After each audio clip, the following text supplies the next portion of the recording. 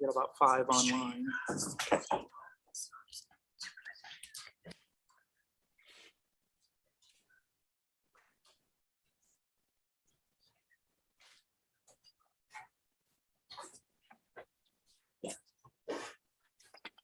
Okay, Mayor. All right, thank you. Thank you for everybody for being here tonight. My name's Tom Phillips. I'm Mayor of Norwalk. Thanks for attending.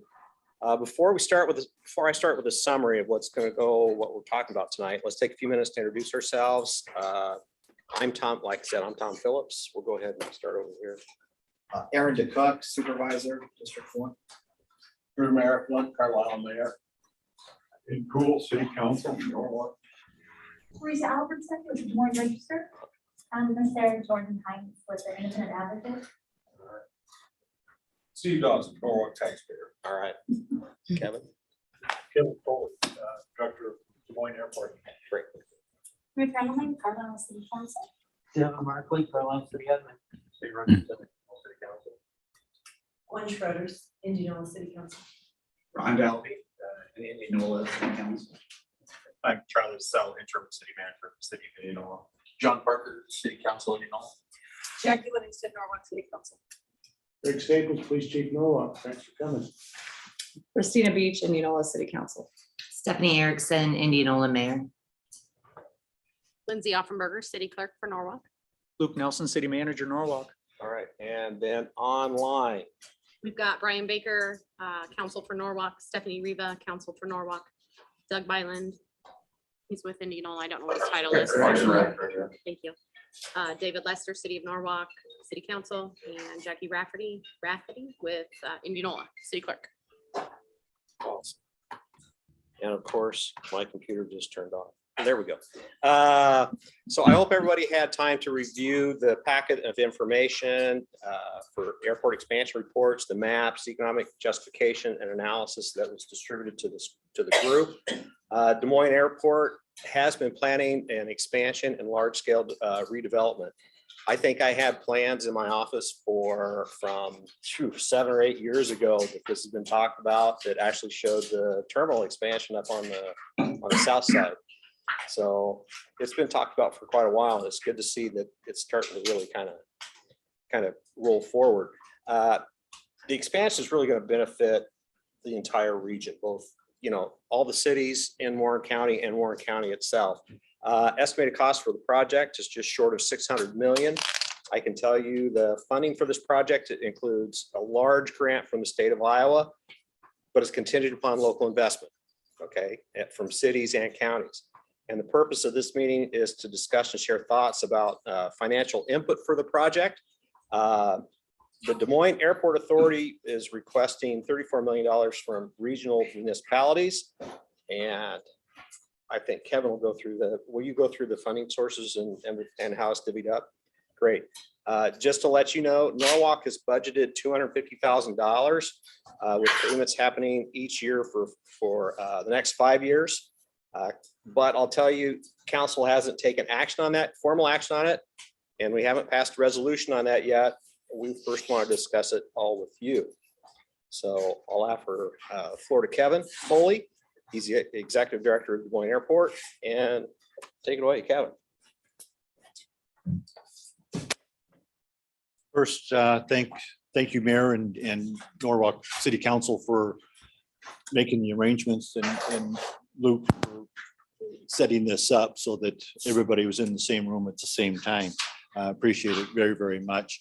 And actually, Mayor Phillips pretty much already made the presentation that I'm going to make here, but I'll run through it quick anyway. You do better. We market Des Moines Airport as Iowa's airport. We are Iowa's airport. We draw from pretty much the entire state. We have 65% of all the passenger traffic in the state of Iowa, 50%, over 50% of all the freight in the state of Iowa. We have the majority of the general aviation itinerant traffic. We have the most itinerant traffic in the state of Iowa. So if you're going to do business with the state of Iowa, you are going to come through the Des Moines International Airport if you're coming in from out of state or out of country. We are an airport authority. Des Moines City Council appoints the 5 board members that I report to, but once they are appointed, they are independent. They're an independent body. The airport authority owns everything above the ground and under the ground at the airport. They don't own the ground itself. It's on a 99-year lease from the city of Des Moines. But we receive no property tax from the city of Des Moines, nor do they have access to any of our coffers any longer since we're an airport authority. We're completely independent from them. 57% of our passenger traffic comes from within a 90-mile radius. But what's interesting is 42% of our traffic comes from out of state or someplace else. So they fly into the area to do business in the area or for leisure purposes and then go back out. In 2018, second quarter of 2018, completed a market analysis. It's called a leakage study. This is just one page out of, I think, 120 pages in that study. But it's the top zip codes of passengers where they're coming from. You can see the majority of the passengers, or the top zip codes anyway, are not coming from Des Moines. They're coming from the suburbs of Des Moines and out. Now there's 105 listings, and you're only seeing the top 35 on here. Des Moines does have the most passengers simply because geographically they have the most zip codes available to them. So if you add everything up, Des Moines does have the most passengers. But again, the top zip codes are not the city of Des Moines. We have grown since 2009, since the recovery from the Great Recession started. We've grown 67%. In 2019, we were just short of 3 million total passengers. We just broke 2 million total passengers in 2012. So from 2012 even forward, a very rapid growth at the airport. Today, we have 30 nonstop destinations, growing from 19 nonstop destinations.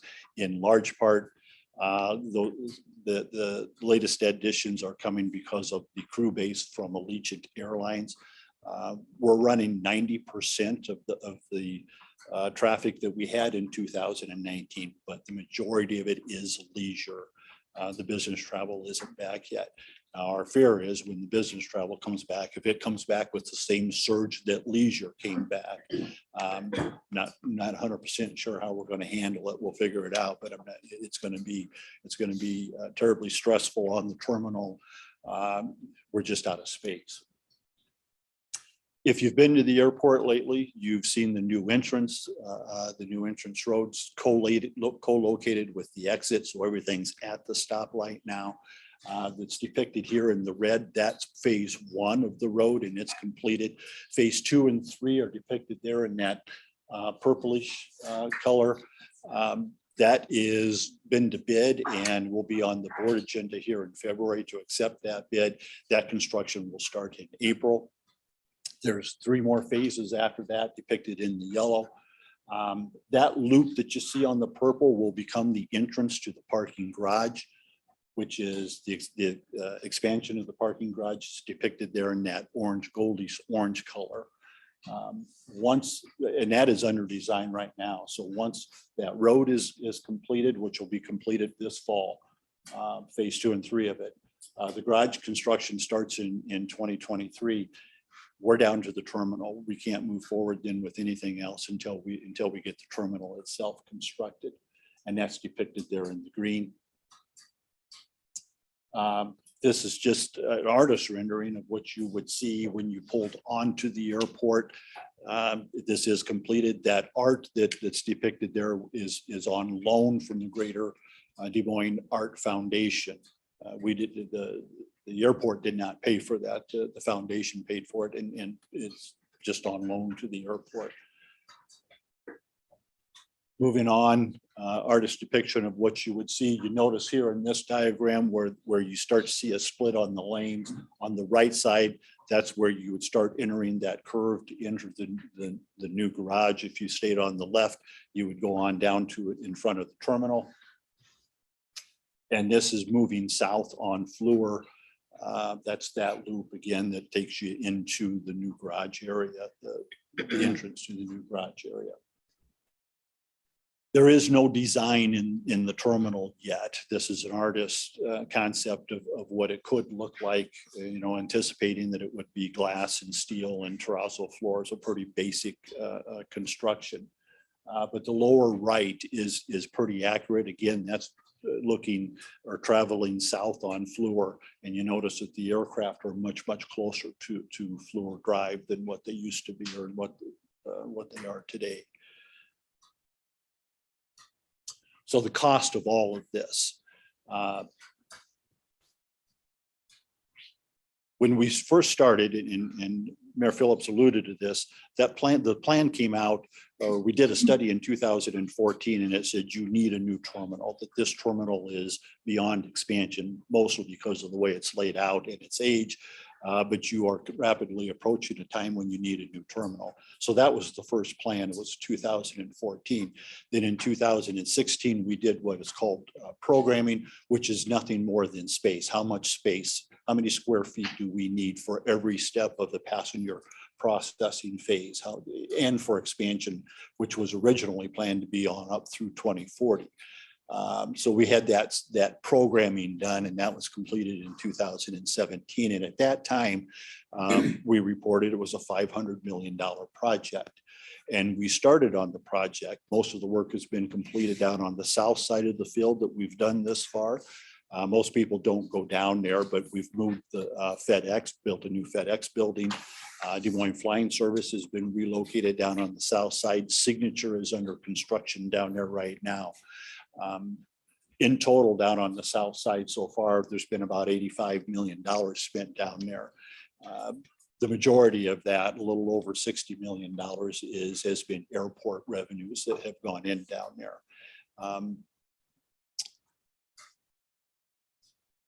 Fast forward though, from 2017, and as I'm sure all of you are aware, construction costs continue to increase. Last year alone, they went up reportedly 13% on the construction costs. So those pieces of the project that aren't done, we had to inflate those. And the estimated cost today now is $575 million. So inflation is catching up to us or causing us to see increased costs. The 85 million that's already spent, of course, you don't inflate that, but 29 million for the entrance road to finish complete the entrance road. The garage, when it was originally proposed, it was estimated to be at 43 million. The inflation factor there, it's inflated now to $63 million, which leaves the terminal, the build of the terminal and demolition of the existing terminal at 398. So how are we going to pay for that? How would we anticipate paying for that? Well, there's $18 million of private investment. That's UPS and Signature building or investing in their own facilities down on the south side of the field. We estimate that when we get done between our own revenues and our bonding capacity, we'll have $224 million of airport money into this project. If we can raise $34 million from municipalities and counties, that would hopefully help us leverage state funds and federal funds. We've had several meetings with the state of Iowa, and they've told us that there needs to be local investment in this. And so that's the effort right now, and that's where that $34 million comes from. I do know that with the infrastructure bill, there's a competitive side of that bill. There's $1 billion in the bill that's specifically for terminals and specifically for airports the size of Des Moines. We think we're very well positioned to compete for that, and having local participation will help put us in better light when we go to DC and compete for those dollars as well. Out of that infrastructure bill, the only thing that I know for sure today is there's an equation part of that bill for airports, and Des Moines will receive $27 million over the next 5 years that we can put into the terminal. Beyond that, on the competitive side, it's competitive, and I have no guarantee. We anticipate that, you know, it'll be somewhere between 50 and $60 million that we would get on the competitive side. It may be more than that, but it certainly could be less than that. The stack, the $34 million, we started with the city of Des Moines stepped up and gave us a soft commitment of $10 million. That's about $50 per capita from the city of Des Moines. Working with the city managers, then had a couple of meetings with them, what seems fair, what seems, you know, right to ask for the rest from the rest of the communities. Unanimously, it was felt that there should be a gap, a spread between the city of Des Moines and the smaller suburbs. So we went down to $30 per capita on the next tier, and then anything below 10,000 population went down to $10 per capita. And it's just that simple. That's how we came up with the stack. I will tell you, out of that list that's on there, the Polk County cities, we have presented to all but I think one of the Polk County cities. I have 12 resolutions in my drawer right now. There has been 12 votes on this, and I've got 12 resolutions. There's a couple that we have presented to that I anticipate will be coming in, but they haven't taken it back for a vote yet. Polk County has passed their the two big ones, of course, are the city of Des Moines and Polk County, and both of those have passed. And then the other three largest cities, Urbandale, Ankeny, and West Des Moines, all passed their resolutions as well. So we're well down the road toward that $34 million. The terms that we have asked for are starting in 2023, in calendar year 2023, over a 4-year period. Any dollars that would be coming in to split that out over a 4-year period, but we're flexible. As long as we know the money's coming, we can probably handle the financing on that. If somebody said, I need 5 years or I need 6 years, I think that's fine. We could do that. The big thing is that we know the money's coming. The reason we're asking for 2023 is we don't really want anybody's money unless we close the funding gap at the state and federal level. If we don't close it, we'd have to refund the money. And I just soon everybody hold on to it until we are confident that we've got the rest of the gap closed, and then we could start invoicing on an annual basis. The primary thing here is, well, the money certainly is important, but every bit as important is the name on the list, so that when we go back to the state of Iowa, we can say, no, we have a long list of support and they're putting money up. I don't know that the state's going to look at the amount as closely as the names on the list. So this is this effort is truly coming from the state when they said you have to have local support and local investment for us to get involved. So if we can close this gap, it speeds up the timeline on the construction for the terminal. Right now, if we stay on schedule, it's scheduled date of beneficial occupancy is scheduled for 2028. It'd be late in 2028. With these dollars, we could probably get it. Well, we would need some of the dollars that are being committed right now are the American Rescue Plan Act dollars. And those monies have to be spent by 2026. So it speeds our timeline up, and we can do it. We have our owner's representative firm on board right now.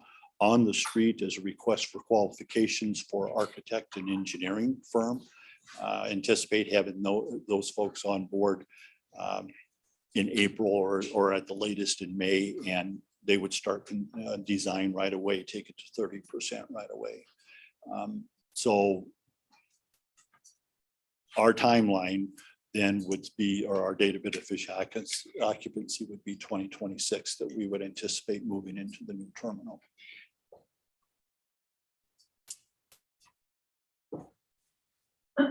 So what I'm asking for is a financial commitment from counties, from the cities, that'll help us leverage funds then from the state and the federal government to build the new terminal. With that, I'll take any questions that anybody has. Kevin, sorry, I missed this. Did you say the 34 million, not only does it help secure federal funds, but was that a state required, was that amount set by the state as a match requirement type thing, or was it just a formulaic? What the discussions that we've had with the state so far was it's a dollar for dollar match, and our dollars count, the airport dollars count. No, it was just a requirement. The governor needs to show that if she's going to help just Des Moines Airport out, that it was a central Iowa effort. She needs to be able to say it was a central Iowa effort. So 34 was simply set as a bar that shows support Yes. to the degree that you probably need it. Yeah. Okay. Yeah.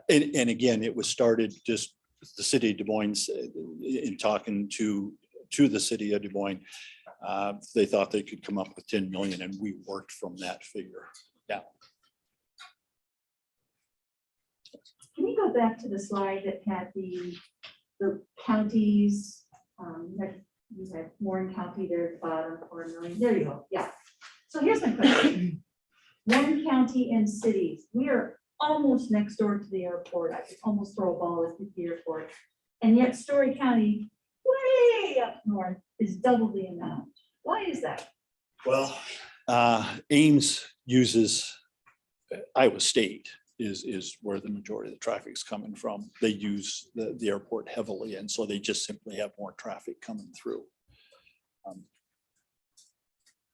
Have those conversations started with Story County yet? We haven't visited with Story County. The counties that we visited with Dallas. I visited with Jasper County on Tuesday. Polk County, of course, and Polk County has participated already therein. The resolution is passed. And so we're still scheduling out to visit with additional counties, the rest of the counties and cities. So again, sorry, can you give us an update on how things are going for Dallas County conversations? We've only had one conversation with them. They received it. They didn't say yes, they didn't say no. And I haven't gotten back to them to say, do you need more information? Is it going to go to a vote, or where are we on that? There's some art to this, and it was felt by those that are more politically minded than I am, that we needed to get Polk County on board first before we went back to Dallas and some of the other counties. I mean, and that makes sense. It just shows support from your home county. Thank you. What percentage? I mean, I see that Des Moines in for 10, Polk's in for 10, the request is 32. So you've already got a majority. What your soft commits right now? What ballpark, what number are you at? With the 12 resolutions that I have in, Sure. we're at 27, just right at 27.5 million. There's another probably 750,000 that are soft commitment. Sure. It hasn't gone to vote yet. And then we still have presentations to do. I mean, this is one of them that we still needed to do as well, so. Thank you. If you have a specific dollar amount you're wanting Warren County to contribute, has that been formulated? What I've been kind of led to believe is that Warren County could be in for maybe 500,000, Norwalk in for 250,000, and then 250,000 split between Carlisle and Indianola. So those dollar amounts are kind of what you want the city councils to vote on? Yes. That's what's gonna take to get that funded. Yes. City council and supervisors. So just to understand the process a little better, in the slide that indicated use by zip code, of the 35, Carlisle wasn't on there at all. Indianola was 17, Norwalk was 20. So why would the expectation be that Norwalk's contribution would be equal to both Carlisle and Indianola? Not arguing the point, just asking the question. Well, when we put this stack together, we just thought collectively, if we could get $1 million from, and then through discussions, that was kind of the split. Certainly. So we what would- the numbers you came up with, it was the feedback you're getting. 1 million was the number you all came up with, but how we got to it was feedback. Yes, Gotcha, thank you. but certainly if Indianola wants to contribute more, we would take that. That's, again, the name on the list is as important as the amount. It truly is. I need a long list when I go back to the state of Iowa.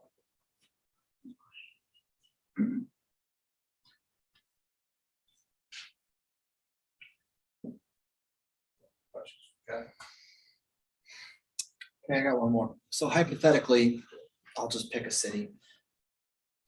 Grimes. Grimes doesn't want to play ball. They probably do. I just don't know.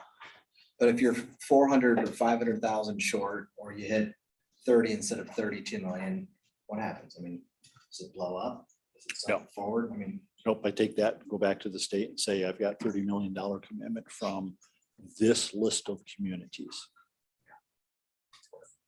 Or list of communities and counties, but from central Iowa. I've got 12 now and I've got 18 resolutions from central Iowa totaling 30 million.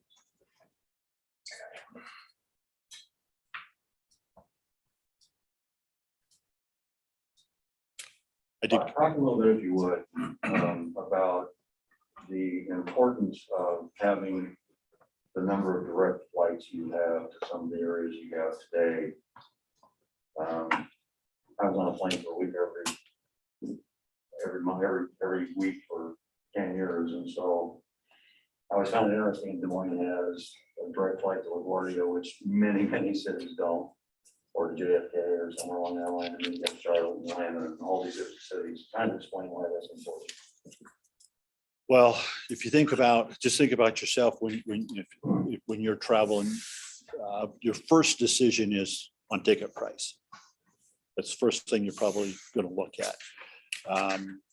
Everything else being equal, then your second decision is on convenience. And convenience can be time of day of the flight. Nobody wants to get on a plane at 5 o'clock in the morning if they can avoid it. But we will if it is a nonstop destination. So when you're making those choices as to which airport you're going to fly out of, or even if you're going to fly versus drive and those types of things, those are the top two decision makers. And the nonstop is a convenience factor. Nobody wants to sit in an airport for a couple hours waiting for a connecting flight. Again, if it's a short connection, we'll do it. Or if we're going on vacation, we might do it.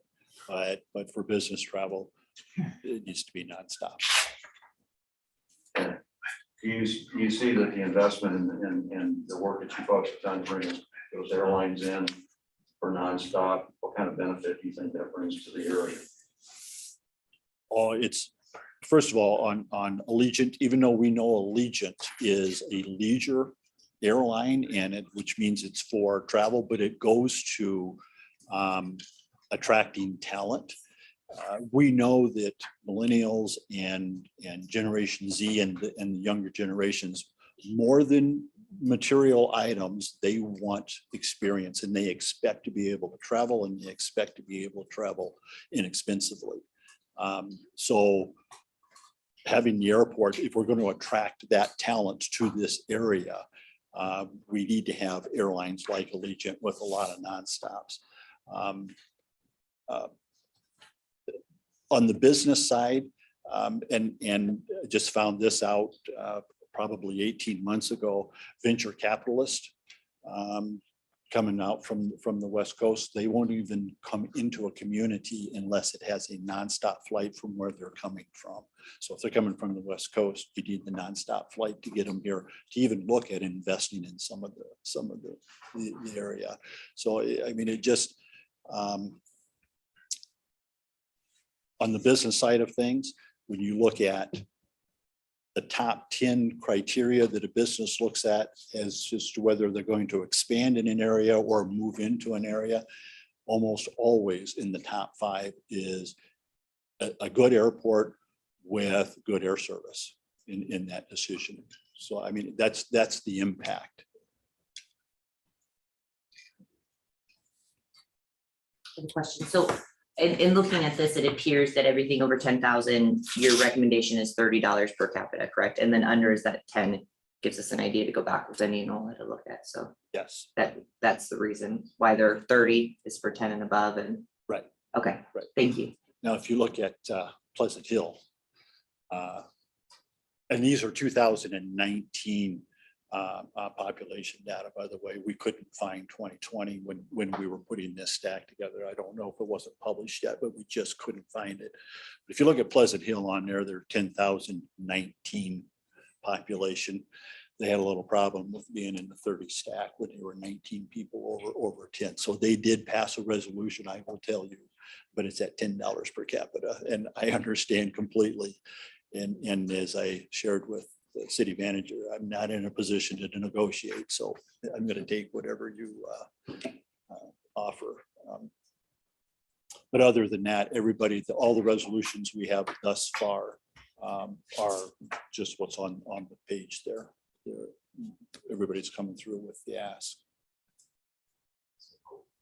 As the airport becomes more busy, have you seen an increase in leakage to Kansas City, Omaha, those airports? No, we've seen an increase. So today, as of that report that was done and completed the second quarter of 18, the majority of our leakage that we have is actually to Minneapolis now. But we've pretty much shut off most travel to Omaha, which is where a lot of people used to go, or Kansas City. And for the most part, that's just not there because we're competitive, because our prices are competitive. And that's just a factor of competition. The more flights we have, the more seats we have available here in Des Moines, the more competition there is for those passengers, and it keeps the prices low. Have you been seeking any support from the private sector? Why or why not?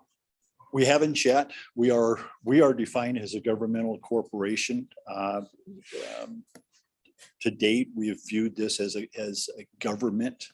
The government does what the private sector can't do, and so we have viewed it as a governmental issue.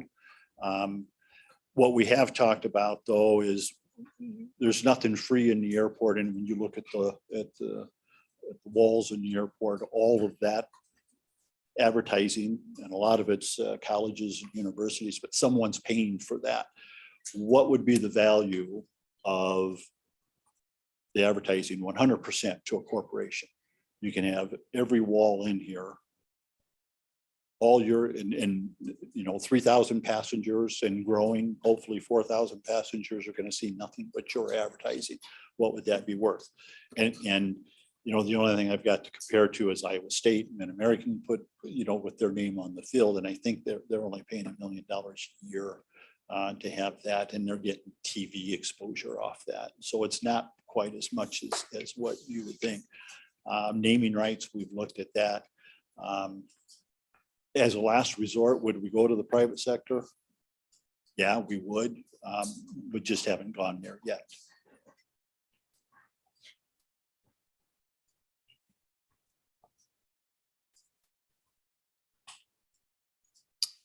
All right.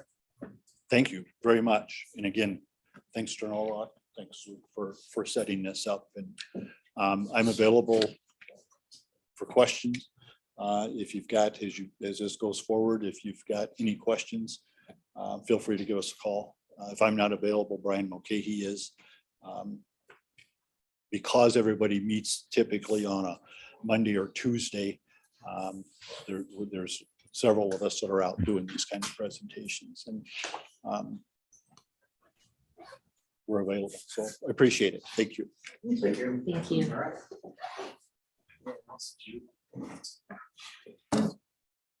Before you sit down, we'll go back to the comprehensive, the overall comprehensive design. Conceptual.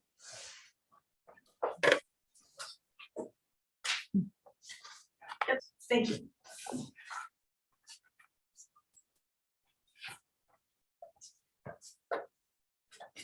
Well, since nobody else has any questions for Kevin, I think we're done for the evening. Thank you for coming over and hearing Kevin's presentation and. Go ahead. One more thing about the resolution. Oh, how soon, Kevin, how soon you would like to have feedback, either yes, no, the amount for those resolutions? Well, I had a call actually today, and I asked the question about on how soon we could get in to see the governor's staff. And it sounds like the middle of February. So if well, I'm going to take whatever I've got at that point and say, we've done what you asked, and there's still more to come, but here's the fact that that's so far.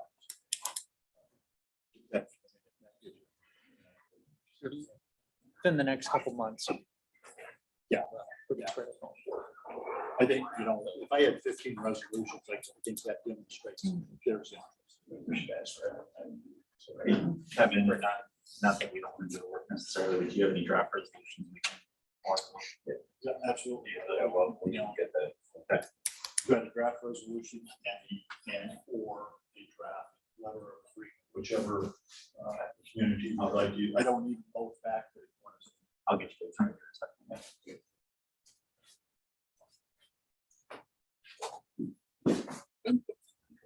Thank you, Kevin. Thank you. Thanks for hosting. Thank you. Cards?